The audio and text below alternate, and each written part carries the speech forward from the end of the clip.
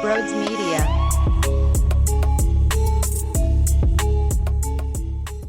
They did it! They did it!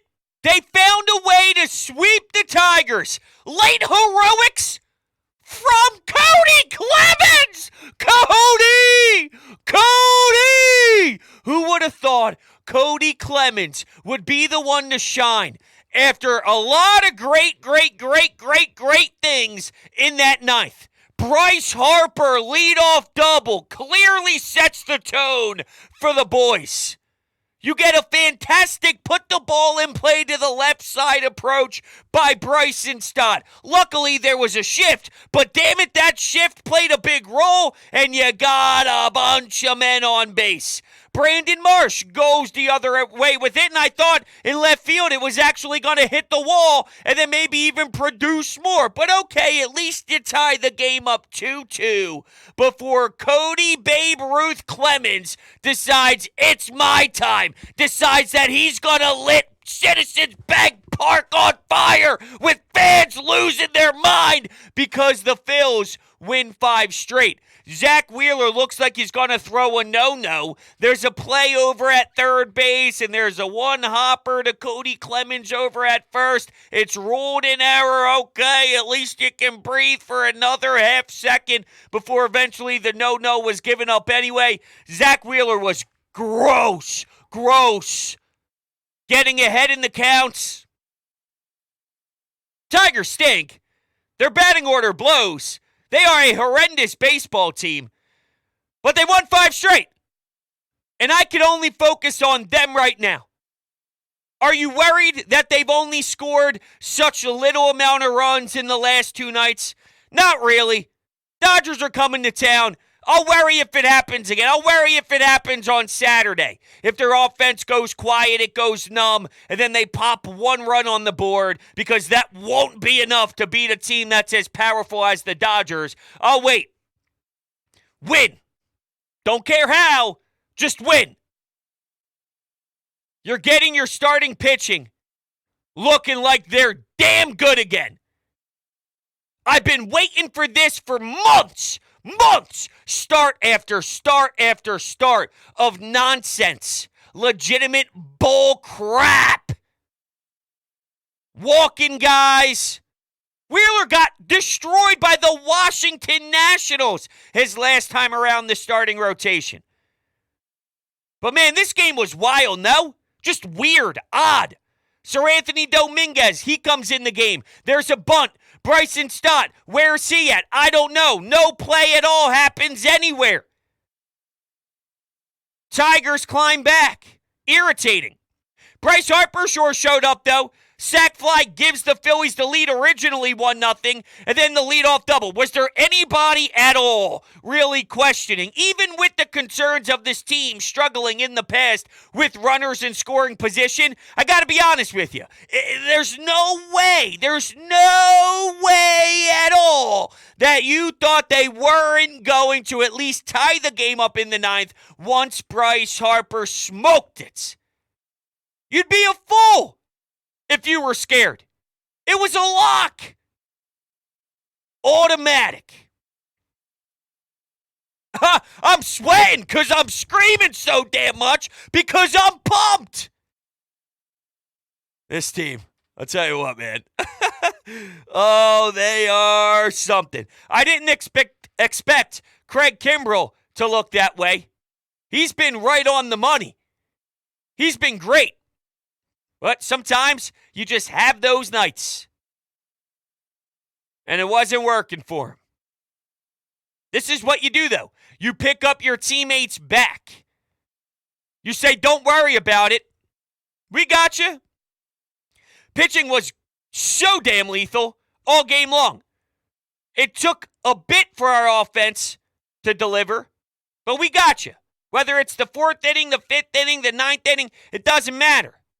I'm curious what Rob Thompson would have done, though, if the no-hitter was still going and Zach Wheeler's pitch count started to rise to an uncomfortable level, especially because we know it's taken a bit of time for Zach Wheeler to stretch himself out and to get to what Zach Wheeler can be. I think post-game I heard him mentioned the 120 mark or so. I don't know. It didn't happen anyway, so I guess we'll never know. But between him, Taijuan Walker, Aaron Nola, you got the best out of your three best. Now, Ricky asked me this today, and I didn't expect it. It came out of nowhere. I don't know if it's the right thing to do, but if you were Rob Thompson before tonight's game, knowing the Tigers were throwing who they were throwing as their starter, if that's what you want to call it, would you have pushed Zach Wheeler back to face the Dodgers? Do you need Zach Wheeler to win this game? I said, look, I never really thought about it. I didn't put the time and effort in. I just expected to go with whoever's next in the rotation, and you play it as it lies. And it ended up becoming very important for him to be the one. Because if it wasn't, maybe the Tigers score 3 runs through the first few innings, 4 runs in the first few innings. And you don't hold them to 0 until you go to your pen, right? I don't know. It could change the outcome for sure. I can't wait for the Dodgers to come to town. I want the test. You've passed some of the quizzes. This is more of an exam. You got a couple Friday 5-question quiz. You nailed it. You got 100% on them. Good for you. But now it's time for the first exam. It's all of that compiled into one, and then tougher questions that you haven't seen yet. We're adding algebra to the back page. Good luck. Or an open-ended question. Remember those, the 3 open-ended questions? You have to choose 2 and then write 3 pages and 3 pages of answers worth. That's what the Dodgers are. You're at home. You do play better at your own ballpark. Last year, they actually showed something against the Dodgers throughout the regular season, believe it or not. I still remember out west that 4-game set that it almost was a 4-game sweep, but they lost it and they let it slip in the final frames in game 4. But they did well. Continue that. You should be feeling yourself. I'm in love with Nick in the 2-hole, by the way. I just have to throw that in there. You know, last year, people forget this, but Kyle Schwarber and Rhys Hoskins, they were up at the top of the league in how many pitches they saw. They would work the opposing pitcher. They would grind you down. They'd work really good, tough at-bats. Well, right now, Schwarbs, I think, proves that he deserves that spot until he goes into a cold slump, whatever it is. If he's got to walk, he walks. You score that first run of the game with Kyle Schwarber getting on base. He earns it, man. He's a tough out. Even if there are a lot of strikeouts, and even if he is getting out at a high clip like we saw earlier this year, there's something to be said about the mental grind and even the physical grind of knowing that it's Kyle Schwarber, and at one swing, no matter what the scenario is, just one flick of the wrist and even falling down the one knee, that ball could be murdered and the score could change with the blink of an eye, whether there's a few guys on or it's a solo shot. 1 run is a massive difference in this one. Whether it's a multi-run homer or a solo shot, the power is a big fear for the opponents. And then it's Nick. Right? Then it's Bryce. I'm in love with it. I think about it every night. I'm not even going to lie to you. That's what I do. Contemplating certain things I did that day, thinking about what I'm going to do the following morning when I wake up, having a strategy with my schedule. Oh, by the way, if I was Rob Thompson, this is what I would do tomorrow. If I was the manager and I was tying up my cleats, putting on my uniform and ready to take CBP with my squad and ready to make some managerial decisions, this is the lineup card I do. I'm saying I look at the opposing rotation, who's their 1, 2, 3 for the day, like their game 1, game 2, game 3 starter for the series, not for the day. But I'm like, okay, lefty here, what can you do? Righty here. I'm sick in the head. I don't know if you knew that by now or not, but I'm sick in the head. And Nick Castellanos batting 2, I'm thrilled with. And since I'm just thinking about Nick Castellanos and his ability to hit .315 on the year, it made me look at Kody Clemens and his batting average. He started out a bum. He looked so overwhelmed, completely outmatched. He's hitting 267 on the year. He went 2 for 4. 267. To put it in perspective, Brandon Marsh is hitting basically 270. Stott's at 280. JT had a rough day. 285. JT had a rough day going 0 for 4. Popped a couple strikeouts, one in the 9th, one in the 7th. So back-to-back strikeouts in his final last 2 ABs. Bryce, 296. Had a UCL tear last year. Don't forget that. Everything he did last year was with one elbow.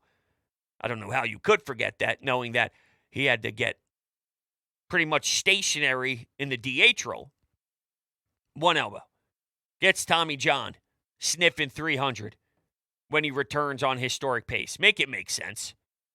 Oh, what's that? You can't? Yeah, that sounds about right. That sounds about right. Okay. I'm going to take your phone calls because we're a show of the people. And it's your time to discuss this Phillies team and this Phillies victory. So let's do it.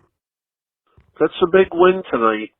It's a series sweep against the team that I said you had to sweep coming in. I mean, luckily you get the greatness that is Nick Maton out of town. To say that guy was the thorn in the side of the Phillies in this series to a degree would be an understatement. The offense didn't do a whole hell of a lot, but they put some quality professional at-bats together in the bottom of the ninth and got it done. You face, of course, a much superior opponent now in the Dodgers. Hopefully you can find a way to at least win 2 out of 3 and keep the momentum going and end the homestand on a high note before you go out west. You got to start stringing wins together if you want to get back in this thing. But this was a good start, a 3-game sweep against an inferior opponent. Yep, I don't have an issue with the fact that they had to come back late. I don't care. The moral of the story is you got to win. And sometimes, believe it or not, look, I prefer winning 11-1. I prefer winning 10-2. I want to kick their teeth in as badly as we possibly can. But sometimes there's something to be said that Kody Clemens did this. It's a rally. Did you see the celebration? Bryson Stott, the fellas, picking up the water jug, throwing it on his head. He's screaming, it's freezing cold. He's wet as can be. Like there's some value in the team riding that wave, grabbing that spark. Really, let's be honest, Bryce Harper was the one to get it going. But for Kody Clemens, the moment's not too big for it to be a role player, a guy getting thrown over at first base, had his struggle early. This is maybe, I don't know if it's the first time, but it's definitely the loudest time Kody Clemens did something to really spark the team to a new life. Like, it mattered. Like, sometimes that's what it takes. And I watched the Oakland A's beat the Atlanta Braves in a series. That stuff happens. We watched it happen with this team against some teams earlier this year. Like, it's real. I hate it, but it's real. So even though it's an opponent you should smash, when it got tight, you didn't break. You didn't crack. This team has given you plenty of reasons to wonder about their mental toughness, to worry about things falling completely out of control. The waterfall takes it, and it's a big crash. Most times it is that with Phillies baseball. Go look at the history of how many losses this franchise has in its existence. It sucks. They just lose. That's the norm. So for them to show the fortitude, to stay together, to rally, and to find a way, shift being a big reason why or not, I don't care. There was an area on the left side, and maybe it would have been a traditional double play if they just set up normally. They didn't. And because of that, make them pay. When you walk Kyle Schwarber, make them pay. Do something about it. Grab it by the balls and go.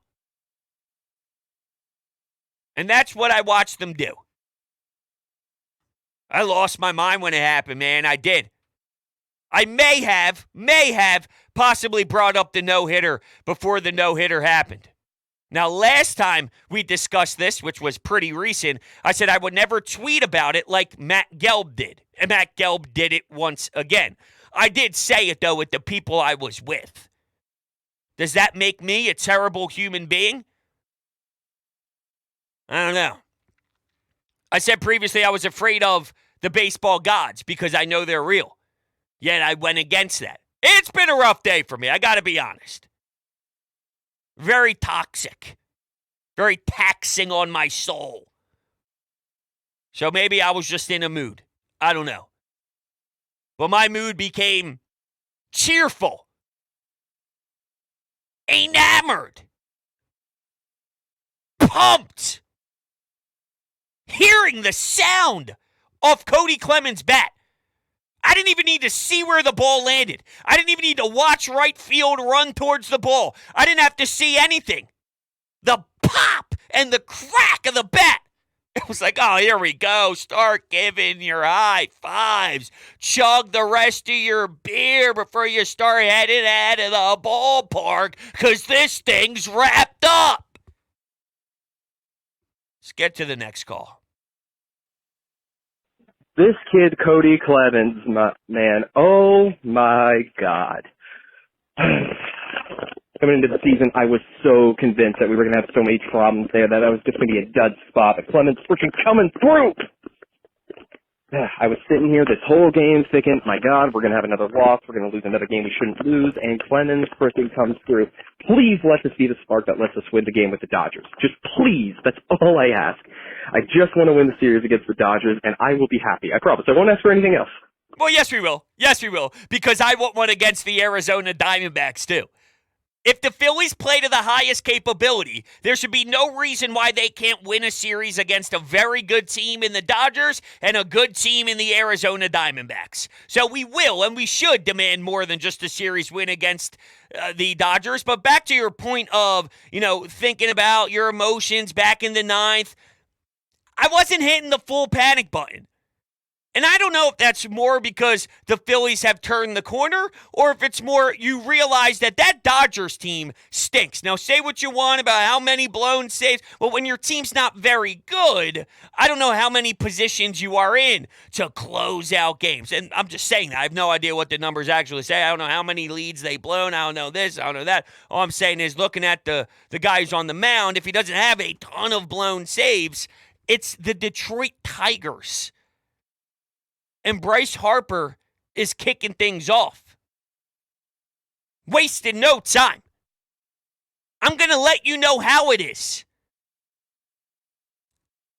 I wasn't hitting the panic button. And maybe that was just the comfortability of knowing one team is way better than the other. But I smelled blood. Sometimes you know.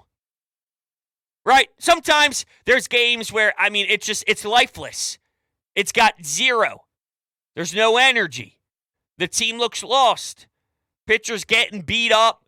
Maybe also getting squeezed with the strike zone. Hitters, complete opposite. The strike zone's expanding for them. They're striking out. Or maybe, who knows, maybe they score a bunch of runs, but their offense just let them down. That wasn't the case. And that's not just with hindsight. Sitting there watching it with the few people who were over. Like, yeah. Right. The Phillies finished the top of the ninth. And then on the scoreboard graphic on NBC Sports Philadelphia, it says ninth inning. Batters due up next. Bryce Harper. We're winning this baseball game. We're winning this baseball game. That's right. For this win against the Tigers, I honestly thought that they were going to blow this game and they were going to waste an amazing start from Zach Wheeler. But this was just such what a crazy game. And I'll say this, I thought they were going to lose, but when I saw them, after Kody Clemens hit this walk-off that I'm watching the replay of right now, when they all were crowding him and walking back from the outfield back to the bench, They looked like they were a team, and they looked like they actually cared and took, like, they were picking their boys up the whole night. Somebody would mess up, and then they would come out and try and answer.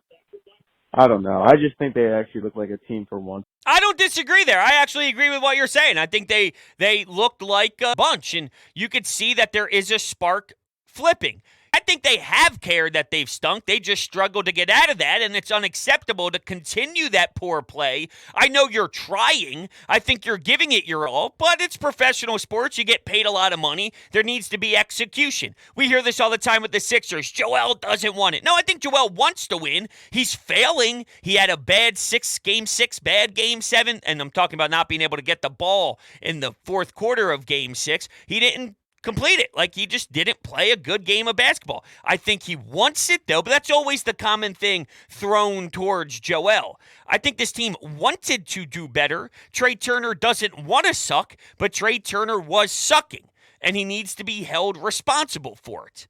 So there's a difference in voicing your opinion and knowing that they're trying but they're not doing well compared to saying that they're not giving it their all. I think they are. It's just wasn't panning out and playing into fruition the way that we needed it to. With that said, yes, I stand by your thoughts on the celebration. Look, I was a role player my whole entire life.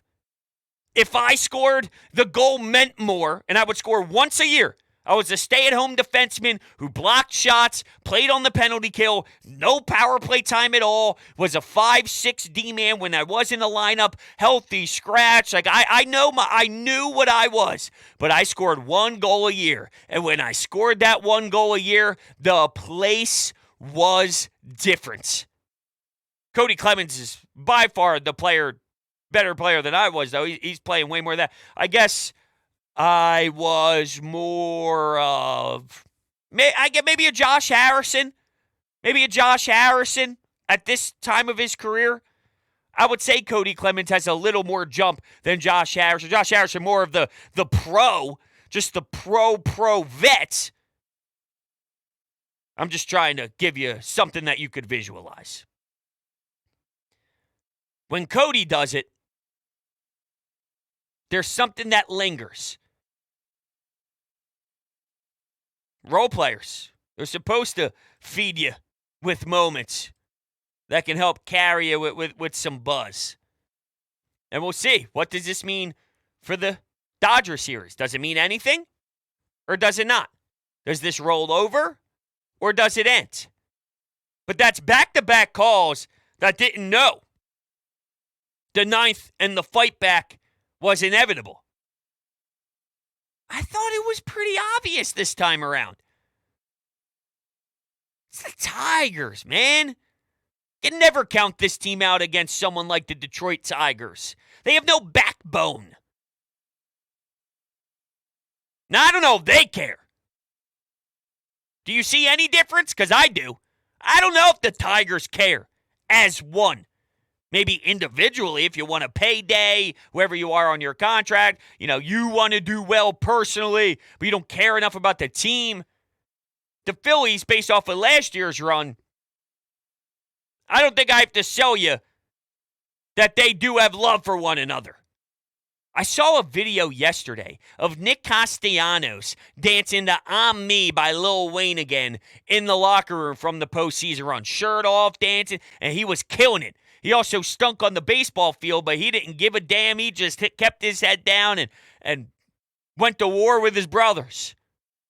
I'm thinking, wow, I need that group back. I need that swag now. 5-game win streak. Maybe they saw the video too and use it to their advantage for some motivation. If I'm Rob, I'm putting it on the big screen at the ballpark during BP. Not some little dinky iPhone. Hey, Nick, come on in here. Hey, boys, come on, watch this. No. I'm talking the big screen TV. John Middleton willing to lay out a ton of cash for a big screen that you can see at the airport when you start taking off. You can probably watch the whole entire game with crystal clear vision, 1080p, 4K, 8K, 60K, whatever K is out there now. I'd show the boys that video. Say, let's become that again.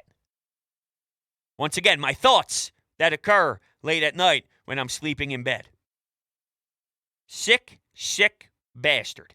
All right, everybody. I'm out of here. Good night. You're the best. I love you. Talk to you later.